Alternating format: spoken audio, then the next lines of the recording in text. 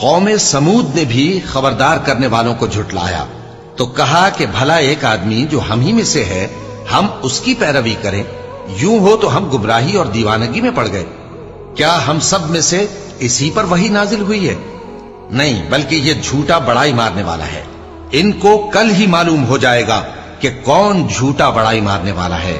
اے صالح، ہم ان کی آزمائش کے لیے اونٹنی بھیجنے والے ہیں، تو تم ان کو دیکھتے رہو اور صبر کرو، اور ان کو آگاہ کر دو کہ ان میں پانی کی باری مقرر کر دی گئی ہے، ہر باری والے کو اپنی باری پر آنا چاہیے۔ تو ان لوگوں نے اپنے رفیق کو بلایا اور اس نے اونٹنی کو پکڑ لیا، پھر اسے مار ڈالا۔ سو دیکھ لو کہ میرا عذاب اور ڈرانا کیسا ہوا۔ ہم نے ان پر عذاب کے لیے ایک زور کی آواز بھیجی تو وہ ایسے ہو گئے جیسے باڑ والے کی چورا چورا ہو جانے والی باڑ۔